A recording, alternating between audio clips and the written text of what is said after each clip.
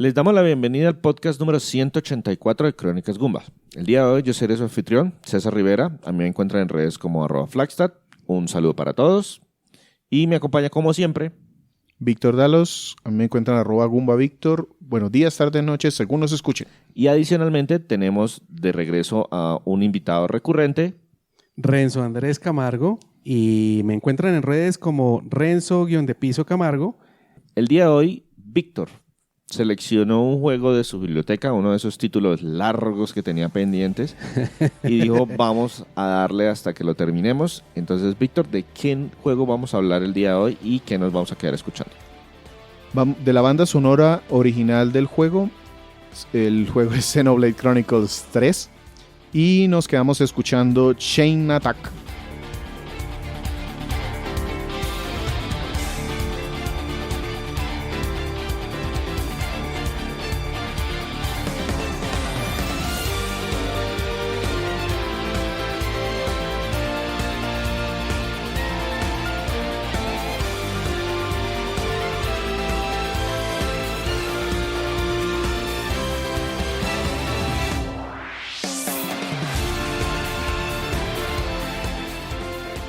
Los invitamos a que de verdad se suscriban en su plataforma de podcast favorito. Estamos en Spotify, estamos en iTunes, donde quiera que sea que nos estén escuchando en este momento. De verdad, si le dan suscribirse o seguirnos, nos ayuda muchísimo para crecer, para que más gente nos conozca. Entonces, Víctor, este es el técnicamente es el cuarto juego de la franquicia. Ya tenemos podcast de los títulos anteriores, incluyendo el que no está numerado, el X. Cuénteme entonces, Víctor, ¿cuándo salió esta tercera entrega? ¿Quién lo desarrolló? Sé que está disponible para Switch. Bien, este es un juego de rol japonés con combates y mecánicas muy inspiradas en los juegos multijugador masivos, MMO. Se lanzó el 29 de julio del 2022 en exclusiva para Nintendo Switch y es un desarrollo de Nintendo y Monolith. Monolith era una empresa que en algún momento, de hecho hablamos de esta en los podcasts de Xenoblade Chronicles 1 Definitive Edition y el 2 previamente, pero pues para comentarles, aquí ellos eran parte de Bandai como un equipo de apoyo técnico, y después de unos juegos en que Nintendo estuvo involucrado, decidieron incorporarlo a su plantilla de compañías o desarrolladores. Me tomé unas entrevistas que están dentro de la misma página de Nintendo en una sección que se llama Ask the Developers. Esto viene inspirado de el presidente difunto de Nintendo, Iwata. Él tenía un espacio en donde él lo empezó, Ask Iwata o Iwata Ask, en donde le preguntaba a los desarrolladores cuando se iba a lanzar un juego sobre aspectos que él quería que se transmitieran a la gente. Entonces aquí se llama Ask the Developers. Y una semanita antes de que se lanzara el juego, les hizo a 3 de los más importantes del equipo: Tetsuya Takahashi, que es el director de Monolith; Ko Kojima, que es el director por parte de Monolith de este juego; y Genji Yokota, que es el productor por parte de Nintendo. De los 2 primeros juegos, ellos hablaron un poquito, nosotros tenemos podcast también. El primer juego gira en torno a la humanidad viviendo en un dios muerto que se llama Bionis y que combaten sus habitantes contra los habitantes de otro dios muerto que se llama Mekonis, y por algún motivo terminan enfrentándose. Nosotros hablamos de este juego en el podcast 95, cuarta parte, en la versión definitiva también de Nintendo Switch. El Xenoblade Chronicles 2, aquí tenemos, es un mundo de titanes vivos en donde se encuentran 2 formas de vida diferentes, una que es la de nuestro protagonista, que es mortal, y una chica espada que es inmortal y que quiere llegar a un punto determinado, pero viviendo en un mar de nubes sobre estos titanes vivos. Ese lo encuentran en el podcast 62 en la primera parte. Para mí ese es el Xenoblade Chronicles Waifus. Sí, señor. Y tiene una expansión que también tratamos en ese podcast. Estos 3, el director del juego y de Monolith y el productor, grabaron estos videos remotamente porque coincidió justo con el pico del COVID. Entonces no pudieron reunirse a hacer el video, sino que fue una teleconferencia, y aclararon que el juego, la historia de la serie Xenoblade, es de Takahashi, el director de Monolith. Él tenía la idea desde que trabajaban con Bandai de la serie Xeno. De hecho existe Xenosaga y otro Xenogears. Son un par de juegos que él se imaginó, y lo que hizo fue traer muchos de los aspectos que él tenía en mente para tratar de plantear historias que tuvieran algunos aspectos en común. Pero ¿y si tienen aspectos en común? Porque lo que estás hablando pareciera estar en el mismo universo, pero... No, ni siquiera en el mismo universo, se parecen como universos paralelos. Correcto. Realmente, Xeno es algo externo. De ahí viene la etimología. Entonces, él normalmente en su idea de narrar historias crea juegos independientes, pero que el aspecto en común que tienen es que normalmente hay un bando peleando contra otro muy diferente, y que hay algo externo a esos dos bandos que los hace pelear o que les afecta la historia. Esa es como realmente la idea semilla que él tiene o planta en todos sus juegos. Ya, es más la forma como sucede, pero realmente no tienen nada en común un mundo y otro mundo, etcétera. No, en algún punto se unen por alguna razón. Pero sí tienen. Sí, okay. En algún punto ellos convergen, pero no es la razón o la historia o la motivación de cada uno de los juegos. Para Takahashi eligió o tenía la idea que los personajes en su mayoría estuvieran en un periodo de vida que fuera muy importante. Él empezó a pensar qué pasaría, cuál es el periodo de vida más importante, un rango de 10 años, cuál quiero yo tomar, y él eligió el periodo de entre los 10 y los 20 años. Pues identificó que era un periodo definitivo para la formación de la persona, y se dio cuenta que en su país, en Japón, esa generación se siente muy poco valorada y muy poco poderosa. O sea, como que no pueden decidir o cambiar nada. Y él, como una persona mayor, quiso de alguna manera plantear qué pasa desde mi punto de vista durante esa generación. Personas son más importantes de lo que efectivamente sucede en Japón. Otro tema que quería era tener más protagonistas al tiempo que en los juegos anteriores. Normalmente en los juegos anteriores tenemos un grupito como de 3 personas que están ahí compartiendo su aventura. Que son el núcleo, porque en realidad los grupos son más extensos, son mucho más grandes. 6, 7, 8 personas, pero como que los protagonistas, los que se conocen desde el principio, son 2 o 3, los amigos de toda la vida. Los parceros. Aquí llegó a un total de 6. Estamos viajando todo el tiempo con 6 personajes que se siente que son los protagonistas. El protagonista es el grupo de los 6 personajes. Y no hay ninguno más... Sí, hay algunos más importantes que otros, pero todos aportan mucho. Es decir, si le quitas uno de esos personajes al equipo, cambia el protagonista, cambia el ritmo. Y aparte, decidió incorporar algo que se llama Uroboros, que ya ahora más adelante les comento. Igual eso se ve desde los trailers y los muestran incluso, no hay ningún spoiler. Pero él siempre ha coqueteado con la idea de tener criaturas más gigantes. Entonces en algunos juegos son mechas, entonces yo puedo volar en un robot o tengo cosas así. Los Uroboros vienen en este juego cumpliendo ese papel de una criatura más poderosa que de alguna forma nuestros personajes pueden manipular o manejar para hacerse seres más poderosos. Es decir, yo puedo como tener uno de estos Uroboros de mascota. Ahorita nos explican exactamente cómo funcionan, pero el término es como una criatura. Yo lo conozco desde un anime que se llama Full Metal Alchemist. Brotherhood, que son como unos pseudohumanos. Algo así. Los Uroboros son eso, son criaturas orgánicas, son seres que de alguna manera se crean, y Uroboros también habla del tema de la serpiente que se muerde la cola y que es infinito y que sí, entonces tiene algo de relación con eso. Y como les decía, este es como ese motivo de qué es eso externo, eso alienígena, eso que nos afecta, por qué aparecen acá, tiene mucho peso en el juego en general, pero de nuevo, esa es la forma de relacionarlo con Xeno como franquicia general. Es algo externo que nos sucede y que empieza la historia. Y que cambia muchas cosas dentro de nuestro grupo. También comenta que en su desarrollo como escritor y director general, él mismo se ha dado cuenta que ha cambiado mucho su idea, su forma de dirigir, su forma de contar historias, y ve que su primer juego Xenoblade Chronicles, el que salió en Wii originalmente y tiene un remaster para Switch. Para 3DS. Y para 3DS también.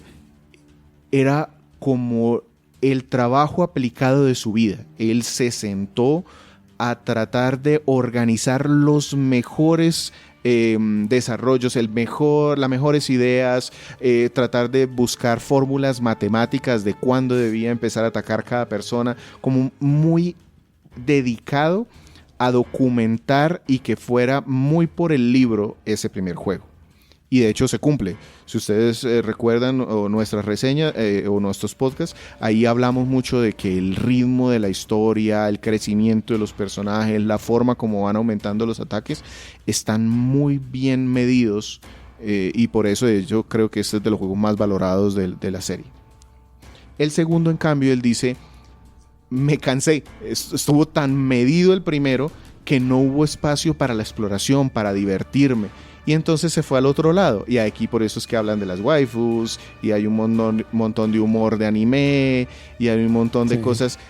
Fue como su respuesta rebelde. Sí, estoy mamado de hacer todo. El primer juego fue demasiado rígido. Este juego va a ser mucho más libre. Mencionan que la segunda entrega tiene bastantes problemas de ritmo. Que arranca muy lento. Y es por esa razón.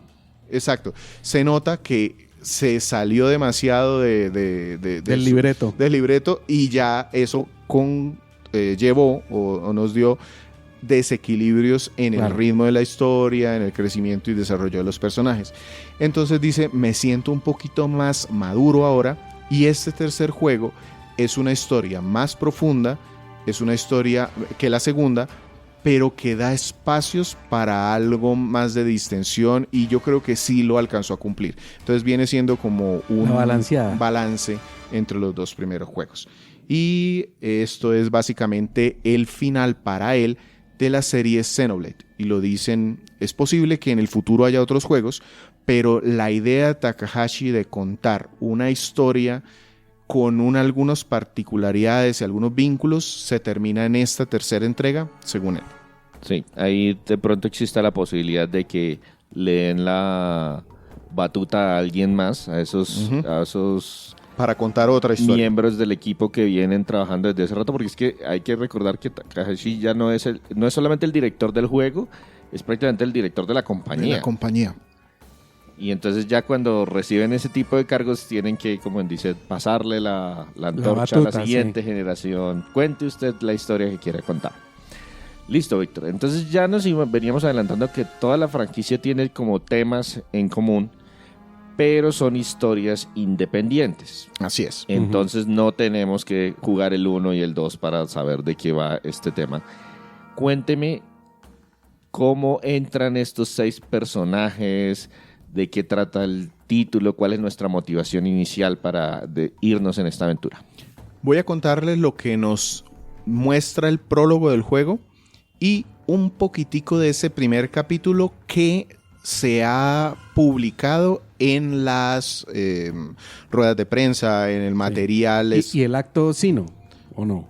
El acto que nos externo, que nos inicia. Eso es más hasta allá no llego. Okay. Pero a lo que hago, lo que quiero hacer énfasis es que les voy a demorar un poquito acá, me van a tener paciencia, igual me hacen preguntas, pero no voy a develar nada que ya no se haya mostrado por el mismo Nintendo. ¿Listo? Ok. Y atención porque Víctor dice el prólogo y el capítulo 1, pero en un juego de Xenoblade eso fácilmente pueden ser las primeras 10 horas de juego. No es tan largo, pero sí aquí hay fácil unas 4 horas, más o menos, 4 o 5 horas. Bien, en la introducción nos cuentan que estamos en Aionios. Aionios es un continente o es el mundo en donde estamos y hay 2 naciones enemigas, Keves y Agnos. Los soldados acá se crean con un lapso de vida, un periodo de vida de 10 años. No hay familia ni nada por el estilo, sencillamente cada nación, de alguna manera, crea soldados. ¿Crea es que los construye? Son humanos. Los clona prácticamente. Exacto. Ok. El tema o lo importante es que solo van a vivir 10 años y todos saben que solo viven 10 años. Incluso les ponen un código en alguna parte del cuerpo que va perdiendo su tinta a medida que van pasando los años, de modo que ellos ya saben cuánto me queda. Exacto, entonces, cuando se borre es que ya me morí. Exacto. Cada nación tiene un reloj enorme y esos relojes enormes se alimentan de las muertes de la nación contraria. Uy.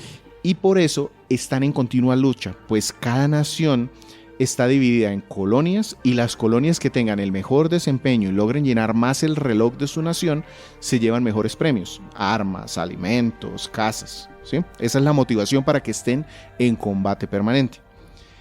Si los soldados logran sobrevivir los 10 años, entonces los invitan a conocer personalmente a la reina de su nación, hacen una celebración y, entre comillas, los dejan partir.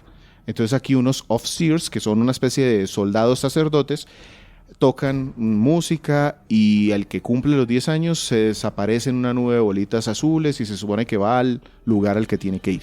Ok. Esa es una celebración. Como al cielo de este mundo. Nuestro protagonista se llama Noah, con el que empezamos el juego. Él es un soldado de ataque que junto a sus amigos de escuadrón, Lance, que es un tanque, y Uni, que es de soporte, están defendiendo a su colonia. Noah además es un ofsir, esa especie de sacerdote que les comentaba. Él tiene una flauta y digamos que cuando él ve cadáveres en el mundo, esos cadáveres tienen como una aura rojiza. Y cuando él toca su tonada, esa aura rojiza se vuelve blanca y salen estas bolitas, como que les da descanso, es como ese ritual.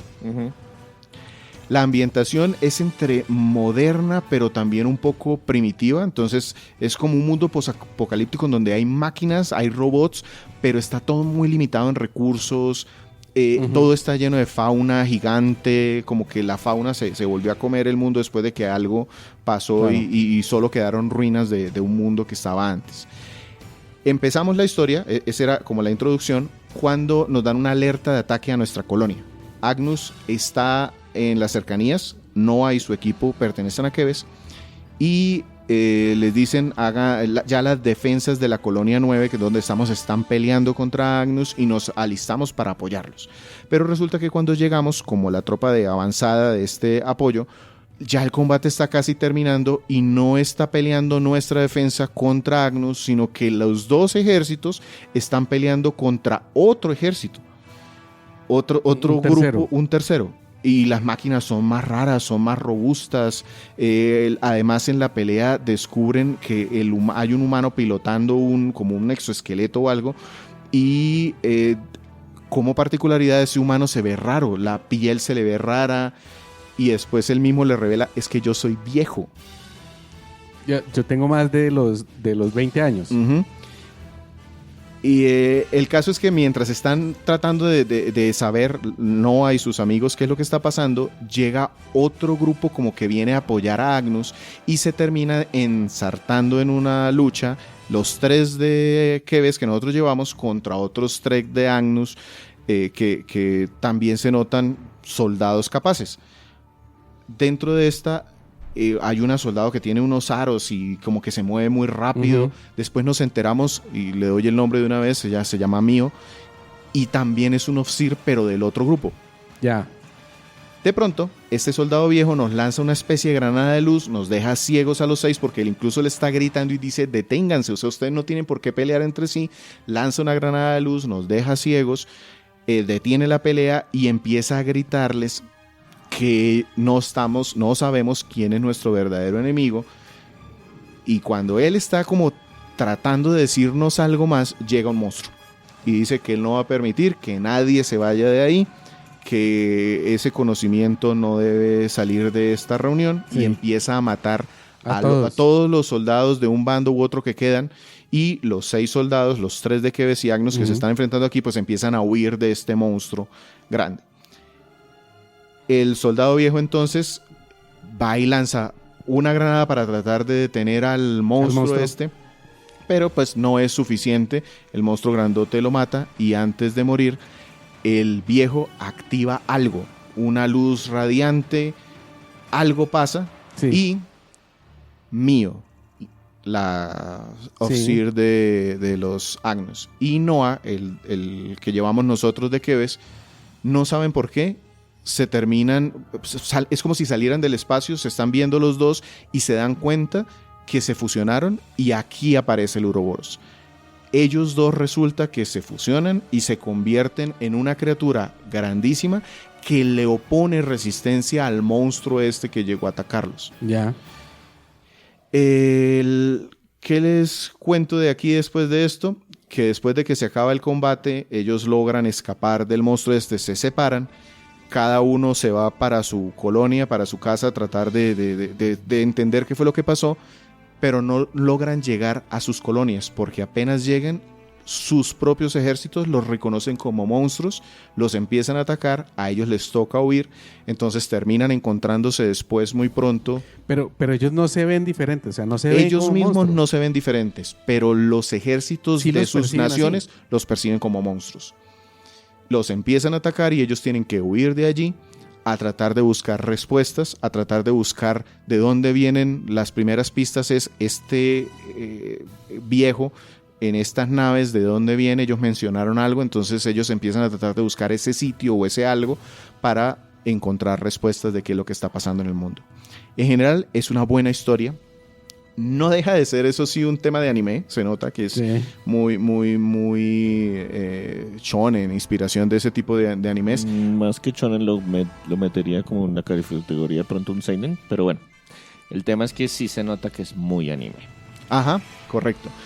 El tema de los detalles, muchas historias secundarias, muchas historias de héroes. Ahorita les hablo, resulta que nosotros siempre llevamos a estos 6 héroes, los 3 de Agnus y los 3 de Keves, pero aparte, a medida que vayamos viajando y descubriendo cosas por el mundo, vamos a conocer personas más importantes. A ellos les llaman héroes. Entonces llegamos a la colonia Lambda y en esa colonia hay un héroe de esa colonia que se puede o no unir a nuestro equipo y es como un séptimo personaje que vamos o llevamos en nuestro grupo, y si logramos cumplir sus historias secundarias, resulta que lo podemos reclutar o aprender sus clases, sus poderes, sus habilidades. trabajos, y los 6 de nuestro equipo las pueden también aprender. Entonces hay muchos. Tiene un poquito que sí me llamó la atención y me alcanzó a molestar, y es que en la segunda mitad del juego abusan, hay un cambio importante en la historia, hay un giro que es bien importante, y empiezan entonces a explicar la historia con muchos flashbacks. Hay muchos recuerdos, pero llega un punto en donde ya abusan. E incluso en el final me muestran flashbacks de cuando yo vi el flashback. Entonces, como le recuerdo flashback. Que le recordé que usted recordó algo antes. Entonces, sí, de pronto en la segunda mitad flojea un poquito esa narrativa, porque hasta la primera mitad crear la atmósfera, la ambientación, la intriga de qué es lo que está pasando, de qué me llegan estas cosas todo nuevas, funciona muy bien. Es muy bien, es muy buena. Se da el giro como tal me pareció muy bueno, pero ya después se cae un poquito porque por tratar de explicarlo, lo explican todo así, con retrospectivas. No necesariamente en el fondo, pero sí en la forma. Exacto. No, esa es exactamente. No es el fondo sigue funcionando, la historia es buena, pero ya se cae un poquito la forma como me presentan esa historia. Listo, Víctor. Entonces, esta es una franquicia que se ha caracterizado por precisamente mezclar elementos de rol, pero no necesariamente de rol tradicional, no rol por turnos, sino es más como ataques en tiempo real, mecánicas más relacionadas con el tema de los MMO que hacen ataques automáticos y además tengo poderes especiales, y etcétera, etcétera. ¿Cuáles de esos elementos volvemos a ver en esta tercera entrega y de pronto qué novedades incorpora? Esto es otro de los puntos que hace que la franquicia, la serie como tal, cobre sentido, que tenga el mismo nombre, porque se traen muchos de los elementos de todos los juegos. Primero, estamos en espacios o zonas muy grandes, enormes. Como tal, no es un mundo abierto. Son zonas que tienen puntos de conexión unas con otras, pero son muy grandes a explorar. Y además nos da premios por explorar. Precisamente hablando de la exploración, nos vamos encontrando diferentes biomas, diferentes colonias. Las misiones nos llevan a viajar y a poder activar unas guías que nos incluso... Esa es una gran mejora de los juegos anteriores. Buscaron muchas herramientas para que el jugador en estos mundos tan grandes y enrevesados, hay diferentes alturas, torres, cavernas, no se pierda. Entonces tú puedes navegar común y corriente siguiendo tu mapa o sencillamente caminando para adelante, pero si quieres puedes activar algo que estaba en Xenoblade Chronicles X, que era como una bola de energía que viajaba y más o menos te daba la guía de hacia dónde tenías que ir para que no te perdieras. Aquí lo hicieron más específico aún, y es que te marca como con una esencia, un hilo que tú puedes seguir si quieres para que no te pierdas, pero eso tampoco te obliga a ir solo por ahí porque el mundo es muy grande y te permite explorarlo. Visitamos varios sitios, como les decía, encontramos héroes. Esos héroes son personajes relevantes a los que realmente vale la pena ayudarles, porque tanto la historia que nos revelan nos da contexto del mundo, como el hecho de ganarnos sus habilidades nos amplía las posibilidades jugables. Nos hablaba de pronto del combate. Básicamente el escenario está lleno de monstruos, todos tienen el nivel claramente marcado, en donde pues arriba nos dice si nosotros somos nivel 5 y encontramos un monstruo nivel 80, pues por ahí no es. Pero sale el número. Sí, literal. ahí sale marcado el numerito. Se supone que eso viene desde la primera, no necesariamente con el número, pero sí le marcan a unos de ciertos colores. Claro. Como una guía de colores, como, Sí. oiga, si le parece una si calaverita. es verde, lo logra. Si es si amarillo, aparece ni se una acerca. calaverita, usted lo van a matar de un solo golpe. Si aparece rojo, es muy difícil, pero de pronto se puede. Y así, como una guía de colores. Aquí explican el tema de que vamos el número porque se supone que todos estamos conectados a algún lado y ellos activan en un ojo y se ve el mundo como con una interfase aumentada. Sí, como realidad aumentada. Exacto, entonces yo veo el nivel exacto. También incluso me dice, mire, este monstruo tiene un brillito aquí adicional, quiere decir que si lo derroto me da más ítems. O este de aquí tiene un aura roja o amarilla, entonces quiere decir que es un monstruo especial, e incluso esos especiales son únicos y yo los puedo volver a enfrentar, o sea, me dejan como la posibilidad de volverlo a enfrentar para ganar más experiencia. E incluso hay una de las clases de estos héroes opcionales que solo aprende habilidades enfrentándose con esos monstruos. Entonces me pareció muy interesante, me da muchas opciones de juego. El combate, como decía César. Espera, antes de pasar al combate, un temita adicional. Cuando Víctor menciona, oiga, si me encuentro con un enemigo de nivel 80 por ahí, ¿no es porque todos son de nivel 80? ¿O sucede como sucedía, por ejemplo, en los primeros juegos que yo iba caminando y más o menos el nivel era en promedio 25? Era tanto, sí. Pero aparecía por allá un enemigo Un 80. aleatorio, Sí. 60, 70, que, oiga, mejor lo esquivo y sigo caminando, pero alrededor del... Hay de las dos cosas. Hay zonas que nos muestran a todos los enemigos de niveles imposibles. Entonces ya sabemos que en esa zona ni nos aventuramos. Pero hay otras que son muy amplias, en donde hay un par de monstruos que se nota que están por fuera de la media. De hecho son gigantescos y ocupan, hace temblar el escenario cuando van caminando. Pero el resto son de niveles que podemos manejar. Entonces es como para obligarnos, venga, sea cuidadoso en ese sector y muévase por acá, puede avanzar, pero evite ese monstruo gigantesco. Y es también una oportunidad, o digamos que te dejan ver, si quieres, cuando tengas el nivel suficiente, vienes y tratas de enfrentarte contra el gorila ese ultra gigante, y ese es uno de los monstruos especiales. Ya yéndome al combate, precisamente, como decía César, autoataques. Yo puedo realmente solo controlar a un personaje al tiempo de los 6 que llevo. Los demás se mueven solos, también con autoataques. Pero uno puede escoger por lo menos la estrategia como Final Fantasy. Correcto. Más que la estrategia es lo que funciona ahí es que, por ejemplo, uno se acerca al enemigo y uno empieza automáticamente a lanzar espadazos. Sí. ¿Cierto? Me imagino que en este será igual. Y lo que hace uno es, por ejemplo, buscar un área vulnerable del enemigo. Entonces, si lo ataco de frente, es diferente que si lo ataco de lado, es diferente que si lo ataco desde atrás. Y lo que sí tenemos control es sobre los poderes especiales. Sí. Las habilidades. Aquí hay que decir que estos autoataques, y sí hay algo de estrategia en el sentido de que, si ustedes recuerdan, yo les mencionaba que Noah era el atacante, Lance era el tanque y Yuni era la de soporte. Sí. Resulta que los enemigos atacan con unos determinados patrones, o a veces tienen una inteligencia que prefiere irse primero con el de soporte. Entonces aquí sí, dependiendo del tipo de enemigo, Yo elijo, no, voy a hacer el de soporte porque sé que, perdón, voy a hacer el tanque porque sé que me van a ir a tumbar siempre el de soporte. Este tipo de enemigos siempre hacen eso. Entonces me voy con el tanque para protegerla mientras no vaya a hacer su daño como atacante en la parte posterior, porque él busca normalmente atacar los flancos o la retaguardia del enemigo.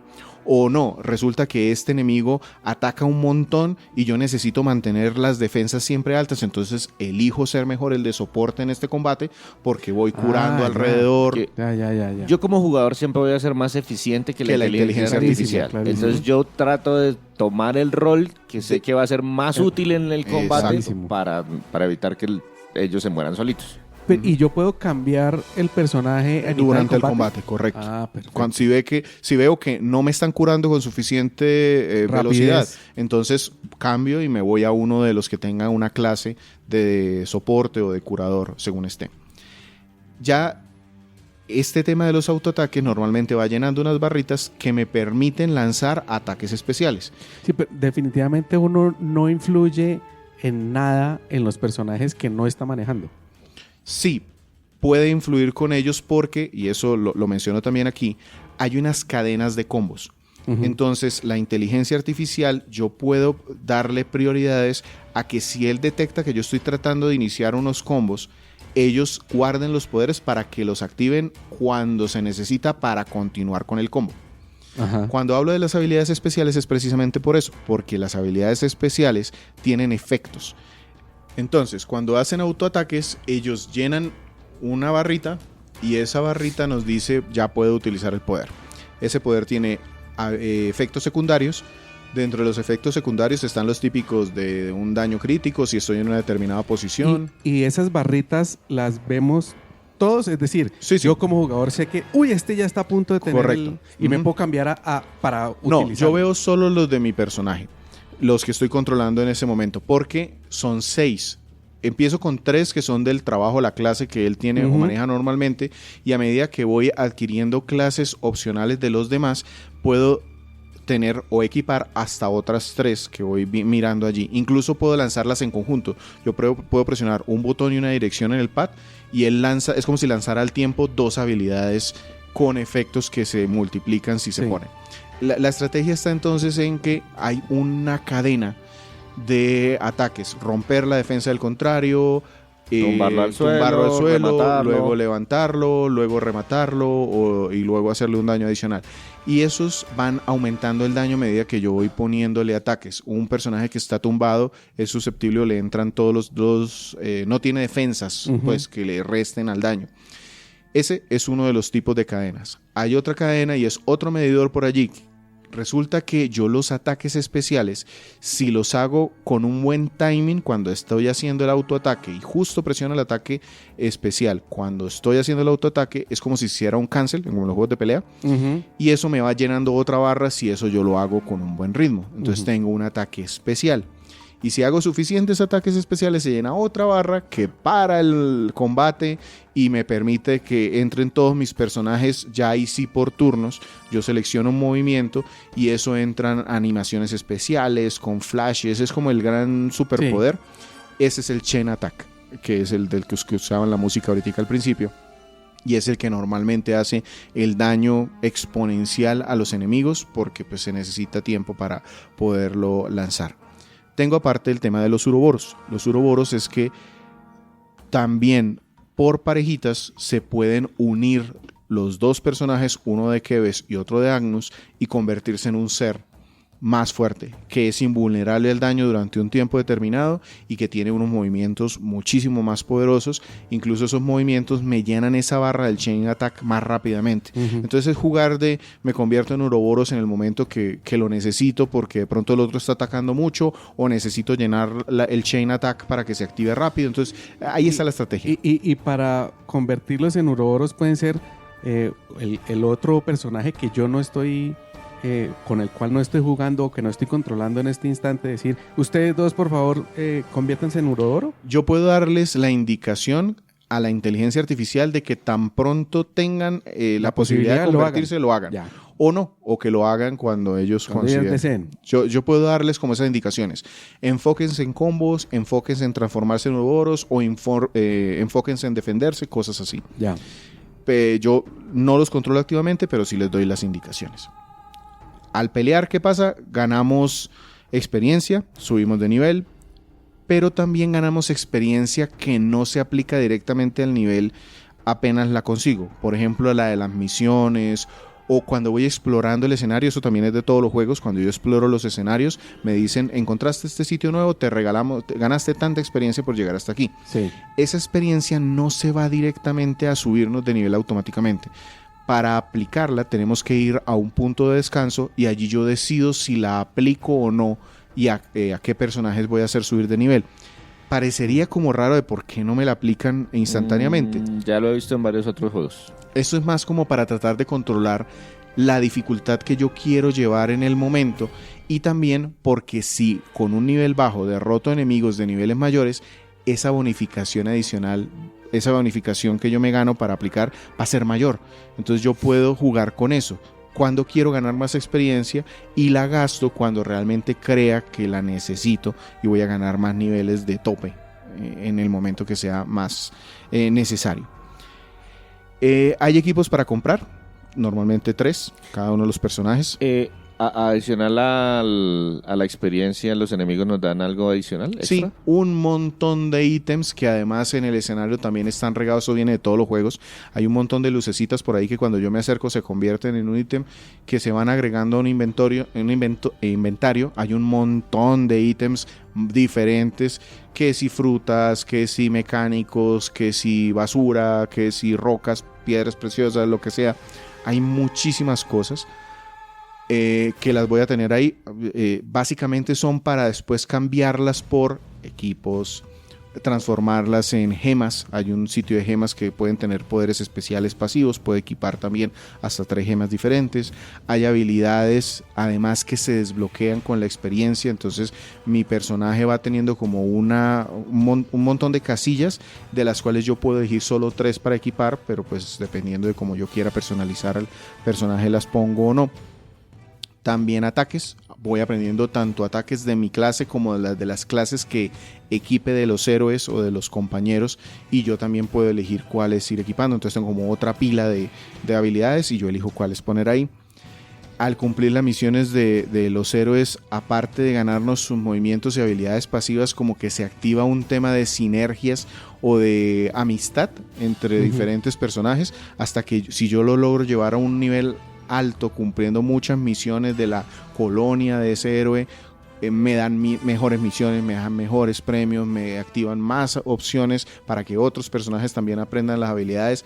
Hay un montón de sistemas que al final, digamos que son muchas, pueden llegar a ser abrumadoras, pero están primero muy bien explicadas. Los tutoriales se van presentando en el momento que los necesitamos, no son complejos de entender, y si de alguna forma nos queda alguna duda, cuando se activa el tutorial, aparte se activa hasta un videíto que yo puedo ir a ver como para que me muestre ya al detalle cómo la pongo, cómo aplico el poder, cómo aplico el... Yeah. O sea, es muy amigable en eso.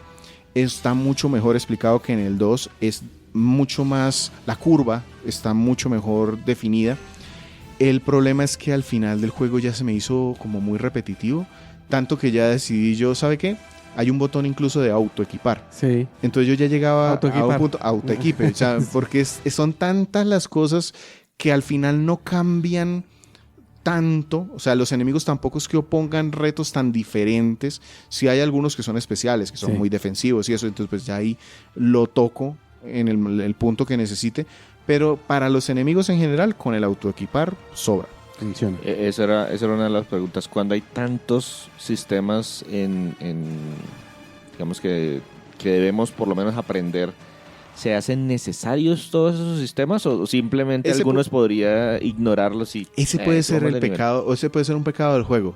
Muchos de ellos hacen casi lo mismo. Entonces las gemas y los equipos hacen cosas parecidas. Las misiones, los skills, incluso los uroboros tienen un árbol de habilidad particular. Sí. Entonces ya llegó un momento en donde yo tenía puntos para el uroboros, se los voy poniendo en lo que lo pueda gastar, ni siquiera me desgastaba en mirar, sencillamente sé que va siendo más poderoso.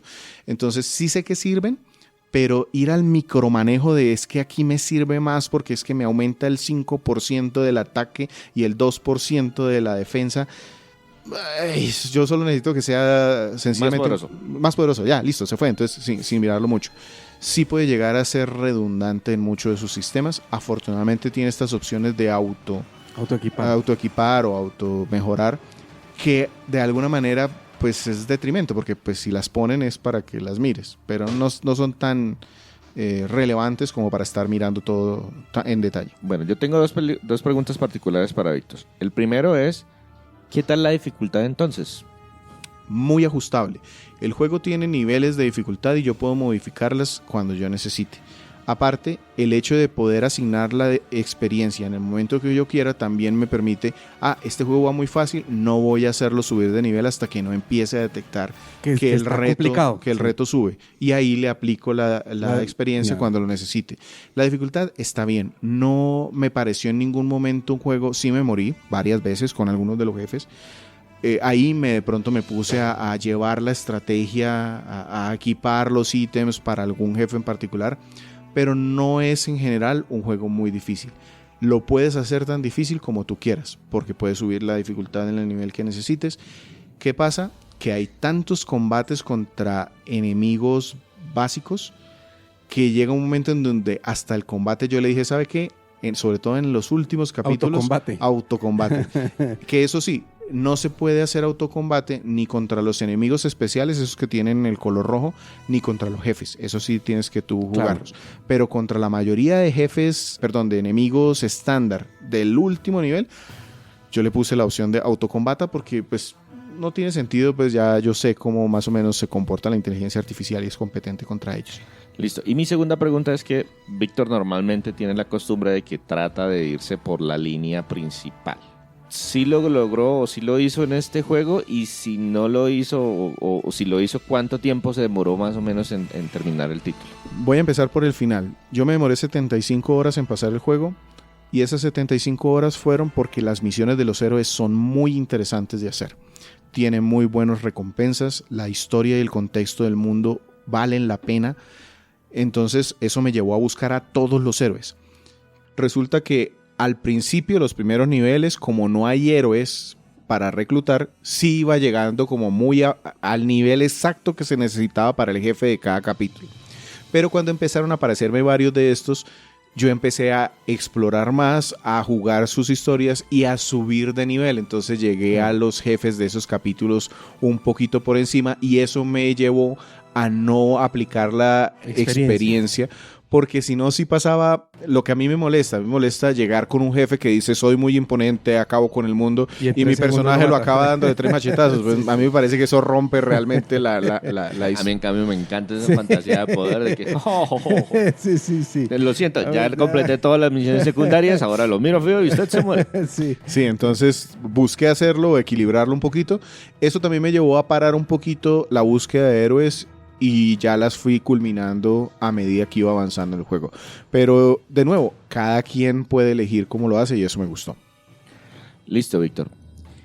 Estamos hablando de un juego que es exclusivo para Nintendo Switch y la gente de Monolith Soft trabaja bastante bien exprimiendo las capacidades técnicas de una consola. No por nada el primer Xenoblade Chronicles funcionaba en una Wii y era realmente impresionante. Y ellos también pues han participado, han apoyado técnicamente a Nintendo para trabajar en los juegos de Zelda. Todo lo que tenga más o menos mundo abierto, ellos de alguna manera meten la mano. La pregunta aquí es, ¿cómo se ve visualmente este Xenoblade Chronicles 3? Porque del 1 al 2 hubo cambio de estilo. ¿Y qué tal funciona en la Nintendo Switch? Ok, voy a aquí abordarlo desde las palabras del jefe de diseño, lo llaman Saito-san, el nombre no sé cuál será, pero dice que la estética anime se decidió desde el segundo juego, que fue mucho mejor recibido que el aspecto gráfico del primero. El primero tenía una estética como una mezcla entre arte occidental y cartoon o anime, entonces era como una mezcla intermedia un poquito rara.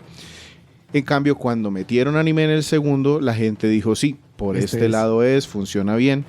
Cuando llegó la historia y le dijeron, haga usted los bocetos, el arte, él resalta que percibió un tono mucho más oscuro que en los dos juegos anteriores y por eso en un proceso de prueba y error, eligió uniformes militares orientales y occidentales, uno para cada facción, como para que se diferenciaran bastante. Sí.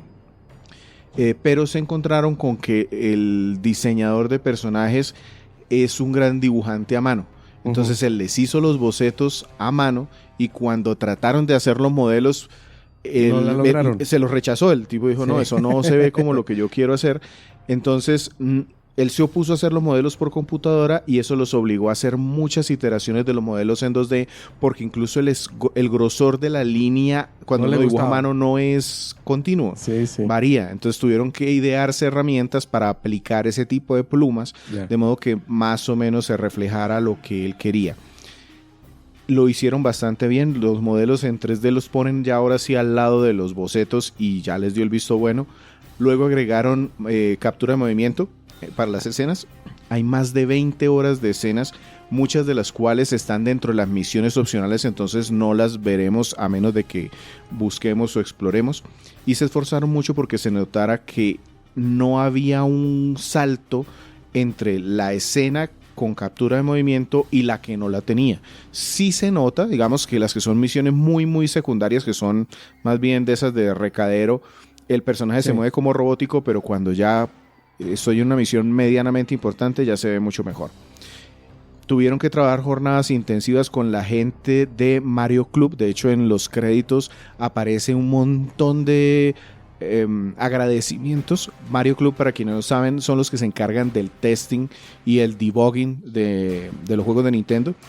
Dicen que fueron los años completos de la programación porque el arte les obligó a estar corrigiendo y corrigiendo errores. Afortunadamente salió bien al final. Se nota que es un juego de diseño más sombrío. Me gustó, pero también puede acusarse que es un poquito más repetitivo, sobre todo si uno solo se va por la historia principal. En los juegos de Xenoblade Chronicles tenemos espacios abiertos. El primero, por ejemplo, tiene literalmente un mundo que es una persona sobre la cual caminan los personajes. Sí. Y se ven en el horizonte sus facciones. En el segundo son titanes que incluso podemos ver cómo mueven la cabeza de un lado para el otro mientras nuestros personajes caminan sobre ellos. Entonces ese diseño como tan fantástico en este juego me hizo falta. Porque sentí yo muchas veces que estaba en llanuras y eran llanuras de pronto más oscuras, más altas o cavernas, como paisajes no tan fantásticos como los vistos en los juegos anteriores. Ya cuando hice las misiones secundarias, esa fue otra motivación, porque esas misiones secundarias sí me llevan a paisajes que se ven fantásticos. Sí. Ruinas de ciudades, bosques luminosos, cosas que realmente me variaban el tono. Entonces de pronto no es que no estén, solo que si me voy por la historia principal nada más, me los pierdo. Y ya sobre el tema del aspecto técnico, la mejora es notable con respecto a los juegos anteriores. Si recuerdan la reseña de Xenoblade Chronicles 2, el juego original, el Xenoblade Chronicles 2, está trabajado sobre el motor de Xenoblade Chronicles en general. Monolith tiene su propio motor, lo ha ido mejorando, hay iteraciones, puso el arte anime, se ve bien, pero cuando hizo el DLC, la expansión que se llama Torna de Golden Country, hicieron una iteración ese motor que lo hace lucir mucho mejor. Y luego cuando sacaron el remasterización del primer Xenoblade, también fue un paso más allá. Este está también con un avance pequeño. Va a 30 frames, es muy estable, pero tiene resolución dinámica y baja incluso hasta la mitad del objetivo. Es 1080, cuando estoy conectado a la televisión, puede llegar a la mitad, 500 y pucho. 540. Ajá, y en portátil va en 720 en general, pero hay puntos específicos en donde puede bajar a la mitad de eso. A mí no me molestó porque el arte... Esencialmente sacrifican todo lo que tengan que sacrificar para mantenerse a 30 cuadros por segundo, ¿correcto? Correcto. Y el tema es que lo cubren con muchos truquitos de arte. Cuando saben que en ese punto hay muchas cosas y voy a tener que bajar la resolución, entonces justo es la zona que es una gruta metálica en donde no hay muchas texturas, nada, sino que todo es... Entonces uno no lo nota, pero claramente son truquitos. Sí. O, por ejemplo, cuando estamos en los ataques del Chain Attack más especiales, entonces le aplican un blur a la pantalla como para que es mucha velocidad, pero en realidad eso también les ayuda a que la bajada de resolución pues no se note tanto. Sí baja, pero en general funciona bien, sobre todo por esto, por el tema artístico. A mí personalmente me encanta la banda sonora de Xenoblade Chronicles 1. Es una de mis bandas sonoras favoritas. Son 3 CDs excelentes que de verdad me invitaban a explorar y por eso le gasté ese juego horas y horas y horas y horas. No recuerdo qué tal, qué nos mencionó Víctor sobre la segunda entrega, pero con este cambio de tono a algo más sombrío, me imagino que la música también cambió. Sí, pero los encargados son los mismos de los 2 juegos anteriores. También la banda sonora del segundo juego yo la tengo como banda sonora de escuchar permanentemente. Yasunori Mitsuda trabajó en juegos desde Chrono Trigger, la serie Xeno original, o sea, son nombres realmente importantes. Eligió 3 familias principales de instrumentos para la música: percusión, viento y cuerdas, y la idea era que los Ofsir, estos especies de sacerdotes, se dieran digamos cuenta de que los soldados debían... O sea, cuando ellos dijeron, este es un soldado de todas formas, él va a tener que ir a campo con todos los otros a hacer sus rituales. Entonces los desarrolladores dijeron, ninguno de estos, o sea, no se puede llevar un tambor para hacer su ritual, entonces por eso terminaron... Piano de cola. Sí. Sí. Entonces terminaron eligiendo una flauta, un instrumento pequeño, portátil. Y en particular, y esto me llamó mucho la atención, pues porque cuando estaba mirando y escuchando la música, ellos eligieron una flauta Shinobue, que es una flauta transversal, es de origen japonés, se usa en muchos festivales con canciones que son interpretadas por varias personas con flautas que tienen diferentes rangos de tono y todas tocan una sola canción, a pesar de que cada una esté tocando una melodía diferente. Y eso fue lo que aprovechó, digamos, que darle una ambientación a este juego. En muchos momentos hay 2 o 3 flautas sonando, cada una tocando una canción diferente, que cuando se juntan dan una tonada más bonita. Entonces eso me gustó bastante. Chévere, interesante.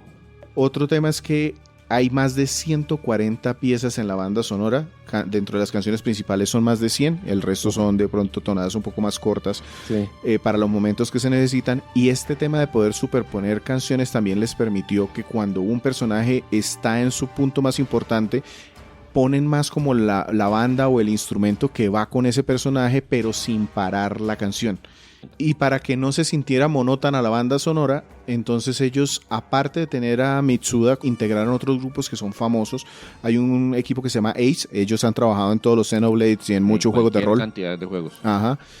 Y otros 9 compositores, que lo que hace que un juego tan largo y con tanta bandas, tanto espacio, tanto tiempo para jugarlo, la banda sonora se siente variada. Eso me gustó también.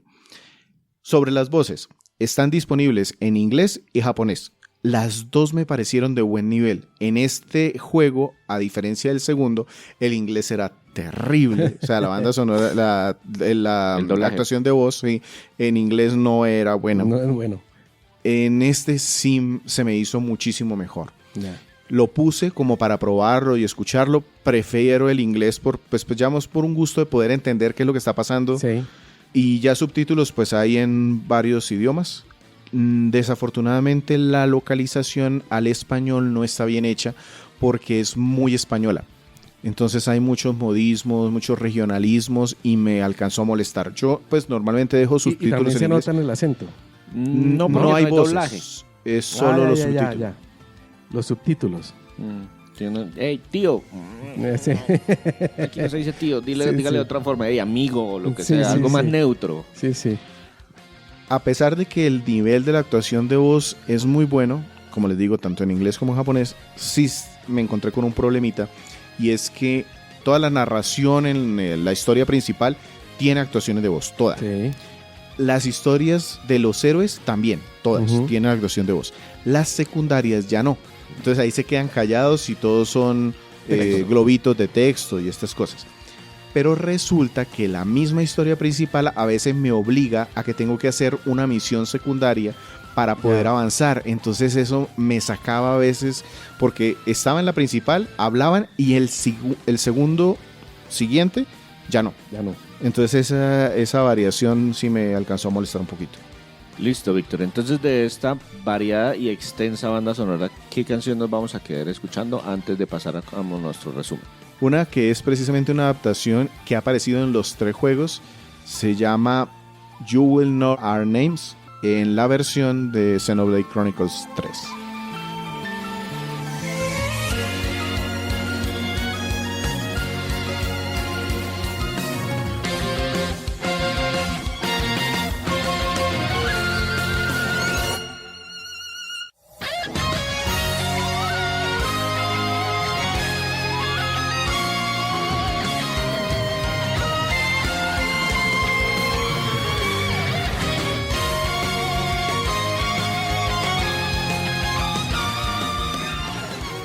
Los invitamos a que nos regalen un follow o un suscribirse en la plataforma de podcast que estén escuchándonos en este momento.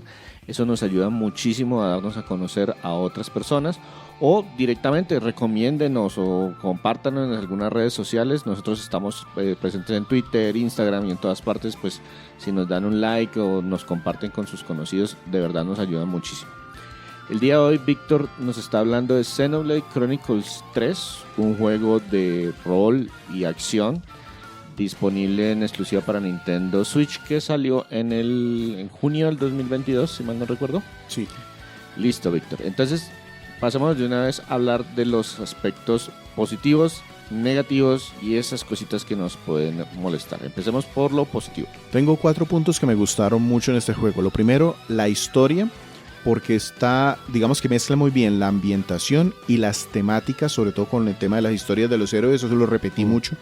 Me gustó mucho ese contexto y esa profundidad que se le pudo dar por las historias de lo que acompaña. ¿Qué le da propósito a la vida? ¿Qué puedo hacer por mis propios medios? La comunidad, ¿qué es? ¿Hago mucho? ¿Hago poco? O sea, esas temáticas se me hizo interesante cómo las presentaron. Son temas, digamos que fundamentales, metidos dentro de un jueguito con mucha estética anime, pero que tiene su peso. Lo otro, el arte. Tanto la música como los gráficos, el diseño de los personajes me gustó bastante. Están, digamos que yo lo estoy jugando y al mismo tiempo estaba jugando Fire Emblem Engage.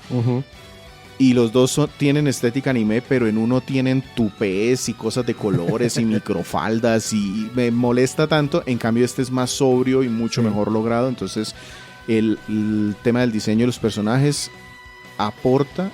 La música y los gráficos también redondean el paquete de la historia. Otro punto que me gustó, la curva de aprendizaje y los medios de explicación. Cómo ponen los menús, cómo explican. Me parece que es un paso adelante de los 2 juegos anteriores y creo que es una muy buena forma de implementarlo, con tutoriales que entran cuando es, videos de explicación adicionales si los requiero. No me sentí abrumado en ningún momento. Me parece que fueron suficientes y tampoco fueron redundantes. Y por último, unos personajes, los nopones. Todos estos juegos, Final Fantasy tiene a los Moguls, correcto, que son los personajes característicos. Xenoblade tiene nopones, son unos como conejitos redonditos, peludos. En los 2 juegos anteriores me fastidiaban de sobremanera, pero en este juego tiene sentido. Y nos acompañan, son como un miembro más del equipo y muchas veces están peleando por ahí, no hacen parte directamente de lo que yo controlo, pero tienen personalidad, sirven para algo. Yo recuerdo que cuando presentaron a la acompañante de los de Agnus, ella decía, no, pero es que yo soy la encargada de la comida, y les preparaba cosas ahí, y entonces los de Ked voltearon a mirar a su propio nopón y le dijeron, ¿y usted qué hace? O sea, entonces son el alivio cómico sin ser ridículos. Exacto. Entonces eso fue lo que me gustó. Listo, Víctor. ¿Le encontró algún aspecto netamente negativo? Me parece que hay muchas cosas innecesarias y redundantes. Lo que les comentaba de que el equipo, las habilidades y las gemas como que sirven para lo mismo. ¿Y para qué me las separan? ¿Sí? ¿Para qué me las complican? ¿Para qué hacer 3 sistemas diferentes cuando con uno solo más robusto de pronto podría haber Exacto, y solucionado. sobre todo que es que no es solo ese, también está el de los uroboros, y también está el de las clases, y también está el de las artes, y también está el de los skills, y también está el del... O sea, hay tantas que para qué las cosas que redundan. Misiones de recadero sin recompensas valiosas también redundantes. Es como Sí. en algún momento se sienten que es por meter más misiones. Los coleccionables, las monedas, hay muchos tipos de monedas. Con unas les pago a los nopones, con otras les pago en las colonias, con otra compro cosas y hago intercambio. Entonces son demasiadas cosas. Eso suena traído a algo como también de los MMO, pero los MMO están enfocados en que usted compre esas monedas especiales con dinero real, Claro, pero en este sí. juego no aplica. No va a pasar, sí. Incluso cuando escuchaba estas entrevistas de Ask the Developers que les comentaba, Sí. ellos mismos alcanzan a discutir sobre el tema y alcanzan a mencionar que es que el mercado está tan condicionado que un RPG debe tener muchas cosas que ellos mismos cuando empezaron a desarrollar llegaron como con esa mentalidad y le tocó al director, venga, recorte, porque tenían incluso más cosas aún, Sí. pero de todas formas se le pasó la mano. Eso me parece malo. Y tengo 4 cositas que me molestaron a mí, no son tan graves, pero que las nombro porque sí las alcancé a notar. El primero es el juego más grande que las 2 entregas anteriores en cuanto a área, pero no lo sentí más variado. Como les decía, me sentí como muy... las colonias son muy parecidas entre sí, las llanuras son muy parecidas entre sí, a menos de que me fuera a una misión diferente, a un sitio muy raro, sí. notaba la variación. Para las personas de esas que los aspectos técnicos son muy importantes y que son seguidores de los numeritos Digital Foundry, ahí tiene como Un análisis detallado. su análisis. El tema del 3, de que puede bajar tanto la resolución, pues Sí. le puede afectar a alguien. Yo les digo, a mí no me afectó, lo pongo porque sí sé que a muchas personas les puede molestar. Yo tengo amigos que juegan un juego de un arte horrible, negro, con rayas grises, pero si Digital Foundry le dice que corre a 60 y 4K es lo mejor del mundo, aunque para mí sea una porquería, yo pues lo menciono porque para mí es lo contrario. Este juego se ve muy bien, corre muy bien, pero pues al que le molesten los numeritos, pues este juego le va a molestar. De pronto una versión que saliera para una consola nueva de Switch que mantuviera el frame rate y la resolución estable, llamaría... la atención. Lo otro, los que les comentaba en la historia, el uso de flashback como herramienta de narración sí. en forma indiscriminada, sobre todo hacia el final del juego, eso me alcanzó a molestar un poco. Y por último, que el combate sí se hace repetitivo al final. Yo activé lo de autocombates Sí, lo y autocombate. eso pues es una alerta. Uno dice, hombre, si el Sí, combate no sí. es que sea malo, no es que sea aburrido, pero son tantos enemigos... Claro. Ya se haciendo cansa lo uno. mismo que terminé poniendo eso. Entonces lo pongo aquí como algo a llamar la atención. Listo, Víctor. Entonces llega la hora de clasificar el juego y de recomendar o advertir la recomendación. Cuéntenos a quién le podemos recomendar este juego y en qué clasificación lo dejamos. Sí hay que tener algún tipo de sensibilidad por este tema de las historias anime, porque esto es una historia muy anime. Sí. Es más seria, es más oscura. A las personas que puedan tolerar esas historias y les guste, me parece que esto es un muy buen juego. El tema de automatizar tanto el ataque como el equipo hace que no sea tan complejo. No es un juego realmente complejo, entonces cualquier persona que le gusten los juegos de rol también lo pueden tomar. Y menciona también que los tutoriales entran en los momentos Apoyan. correctos. Ujú. Entonces eso ayuda un montón porque Sí. tener tantos sistemas, la verdad, puede confundir a muchas personas. Pues nada más el tema de las diferentes monedas para diferentes cosas puede llegar a ser abrumador.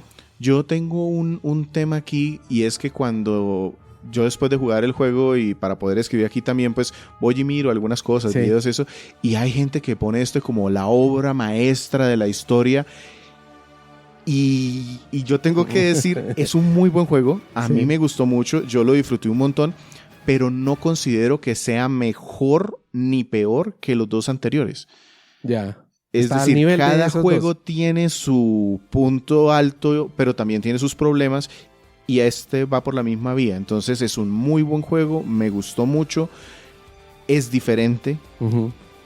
y yo diría que es un juego comprable en su propia virtud, sin ser la gran obra maestra que va a cambiar el mundo de los juegos de rol. No, es un muy buen juego, con una muy buena historia, con todo lo que les conté antes.